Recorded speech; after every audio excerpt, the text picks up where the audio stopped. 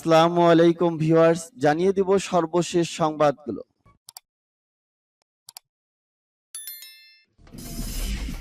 সংবাদের শুরুতেই জানিয়ে দিব সংবাদ শিরোনাম।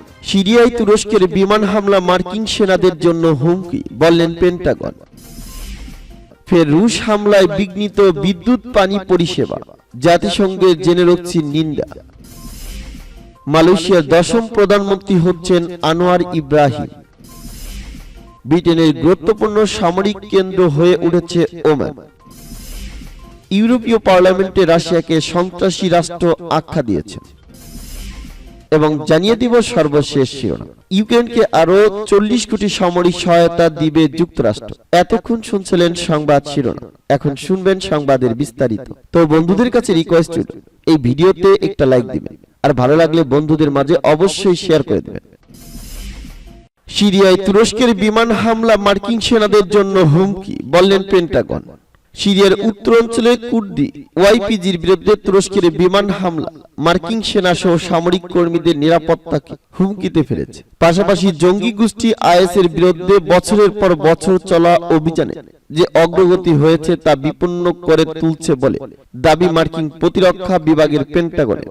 এর আগে তুর্কি প্রেসিডেন্ট রজব তাইপ এরদোগান বলেন, সিরিয়ার উত্তরাঞ্চলে কুর্দি ওয়াইপিজির বিরুদ্ধে বিমান হামলা সূচনা মাত্র এবং সুবিধাজনক সময়ে পদাতিক অভিযান শুরু করবে তুর্কি বাহিনী। বুধবার এই মন্তব্য করেন তিনি। এরপরই পেন্টাগনের মুখপাত্র বিমান বাহিনীর ব্রিগেডিয়ার জেনারেল প্যাট রাইডার বিবৃতিতে বলেন, সিরিয়ার সাম্প্রতিক বিমান হামলা মার্কিন কর্মীদের নিরাপত্তার জন্য হুমকি, যারা সিরিয়ার স্থায়ীদের সঙ্গে আইএসকে পরাজিত করতে এবং 6000-এরও বেশি আইএস বন্দীদের হেফাজতে রাখতে কাজ করে যাচ্ছে। তবে যুক্তরাষ্ট্রের তুরস্কের বৈধ নিরাপত্তা উদ্বেগকে স্বীকার করে বলে বিবৃতিতে উল্লেখ করেন তিনি। সিরিয়ায় প্রায় 900 মার্কিন সেনা রয়েছে। দেশটির উত্তর পূর্বে আইএস এর সর্বশেষ যোদ্ধাদের বিরুদ্ধে লড়াই করার জন্য ওয়াইপিজির বিরুদ্ধে সিরিয়ান ডেমোক্রেটিক ফোর্সের সঙ্গে কাজ করছে তারা। সিরিয়ার উত্তরাঞ্চলে কুর্দি সন্ত্রাসী বাহিনী ওয়াইপিজির বিরুদ্ধে সামরিক অভিযান চালিয়ে আসছে তুরস্ক। আঙ্কারা ওয়াইপিজি বা পিপলস প্রোটেকশন ইউনিটকে নিষিদ্ধ ঘোষিত কুর্দিস্তান ওয়ার্কার্স পার্টি এর শাখা বলে মনে করে। সম্প্রতি ইস্তাম্বুলে বোমা বিস্ফোরণের ঘটনায় কুর্দি এবং আইএস জড়িত রয়েছে বলে দাবি করছে আঙ্কারা। ফের রুশ হামলায় বিঘ্নিত বিদ্যুৎ পানি পরিষেবা, জাতিসংঘে জেনে রাখছি নিন্দা। রাশিয়ার চালানো ক্ষেপণাস্ত্র হামলায় ইউক্রেনে বড় ধরনের বিদ্যুৎহীনতা দেখা দেওয়ায় জাতিসংঘের নিরাপত্তা পরিষদে মানবতা বিরোধী অপরাধের অভিযোগ এনেছেন রুশ প্রেসিডেন্ট ভ্লাদিমির জেলেনস্কি। এই ভিডিও আলাপে যুক্ত হয়ে তিনি বলেন, হিমাস্কের নিচে তাপমাত্রার সময় সন্ত্রাসী তরিকায় রাশিয়া ইউক্রেনের লাখ লাখ মানুষকে জ্বালানি, তাপ ও পানি পরিষেবার বাইরে রাখছে। ইউক্রেনের পক্ষ থেকে জানানো হয়েছে, এই হামলায় অন্তত 7 জন নিহত হয়েছে, আর পারমাণবিক বিদ্যুৎ কেন্দ্রটি অফলাইনে চলে গেছে। ইউক্রেনের দাবি, রুশ হামলার কারণে পাওয়ার প্ল্যান্টগুলো বন্ধ হয়ে যাওয়ায় লাখ লাখ মানুষকে বিদ্যুৎ ছাড়াই বসবাস করতে হচ্ছে। জেলেনস্কি দাবি করেছেন, কঠিন অবস্থার মধ্যে দিয়ে যাচ্ছে তার দেশ। রাতভর বিদ্যুৎ সংযোগ পুনরায় চালু করার চেষ্টা করা হয়েছে। কিয়েভের মেয়র জানিয়েছেন, রাজধানীর শহরটির 80% মানুষ বিদ্যুৎ ও পানি ছাড়াই কাটিয়েছে। মালয়েশিয়ার 10ম প্রধানমন্ত্রী হচ্ছেন আনোয়ার ইব্রাহিম। মালয়েশিয়ার পাকাতান হারাপান জোটের নেতা আনোয়ার ইব্রাহিম হতে যাচ্ছেন দেশটির পরবর্তী প্রধানমন্ত্রী। রাজা সুলতান আব্দুল্লাহ প্রধানমন্ত্রী হিসেবে মনোনীত করেছেন ইব্রাহিমকে। বৃহস্পতিবার শপথ নিতে যাচ্ছেন এই জ্যেষ্ঠ রাজনীতিক। কয়েকদিন আগে জাতীয় নির্বাচনে কোন দল সংখ্যাগরিষ্ঠতা না পাওয়ায় ঝুলন্ত পার্লামেন্টের দিকে যায় মালয়েশিয়া।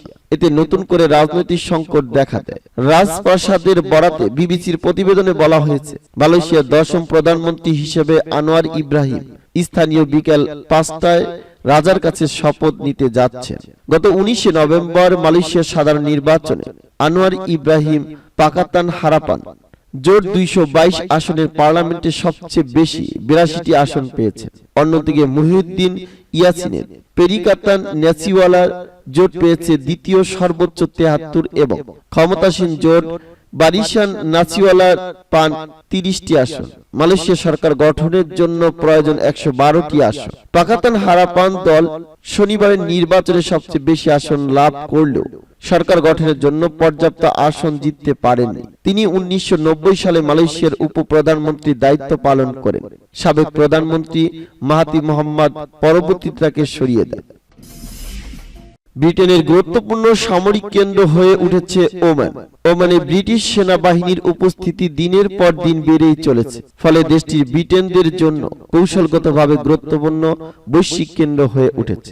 দুকম বন্দরের কাছে অবস্থিত রাস মাদ্রাকা জয়েন্ট ট্রেনিং এরিয়া বারবার ব্যবহার করছে সেনাবাহিনী। পরবর্তীতে বছরে প্রায় 6 সপ্তাহ থেকে 8 মাসের বেশি সময় এটি ব্যবহার করা হবে।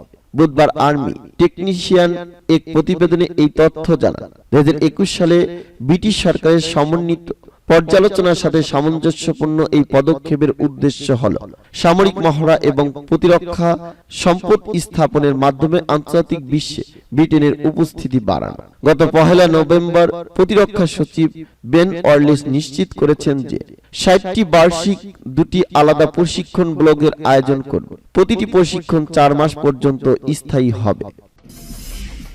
ইউরোপীয় পার্লামেন্টে রাশিয়াকে সন্ত্রাসী রাষ্ট্র হিসেবে আখ্যা দিয়েছে। ইউরোপীয় পার্লামেন্টে রাশিয়াকে সন্ত্রাসী রাষ্ট্র হিসেবে স্বীকৃতি দিয়েছে। ইউক্রেনে বেসামরিক স্থাপনায় হামলা এবং আন্তর্জাতিক আইন অবমাননার জন্য রাশিয়াকে এই ভূষণে আখ্যায়িত করে বিশ্বের দেশগুলোকে এই পথ অনুসরণের আহ্বান জানানো হয়েছে। ইউরোপিয়ান পার্লামেন্টে এই প্রস্তাব 494 ভোটে পাশ হয়েছে। 58 জন সংসদ সদস্য এর বিপক্ষে ভোট দেয় এবং 44 জন বিরত থাকেন। পার্লামেন্টের সদস্যরা বলেছেন এই আইনি পদক্ষেপ ইউরোপীয় ইউনিয়নকে রাশিয়ার বিরুদ্ধে আরো নিষেধাজ্ঞা আরোপের অনুমোদন দিবে। রাশিয়া 2014 সালে ক্রিমিয়া অঞ্চলকে রুশ ফেডারেশন যুক্ত করার পর ইইউ রাশিয়ার 1241 জন ব্যক্তি এবং প্রেসিডেন্ট ভ্লাদিমির পুতিন সহ 118টি সংস্থার বিরুদ্ধে নিষেধাজ্ঞা আরোপ করেছে। ইউক্রেনের প্রেসিডেন্ট ভ্লাদিমির জেলেনস্কি ইউরোপীয় পার্লামেন্টের এই সিদ্ধান্তকে স্বাগত জানিয়েছেন। তিনি বলেছেন, রাশিয়াকে বিশ্ব থেকে বিচ্ছিন্ন করতে হবে। ইউক্রেনকে আরো 40 কোটি সামরিক সহায়তা দিবে যুক্তরাষ্ট্র।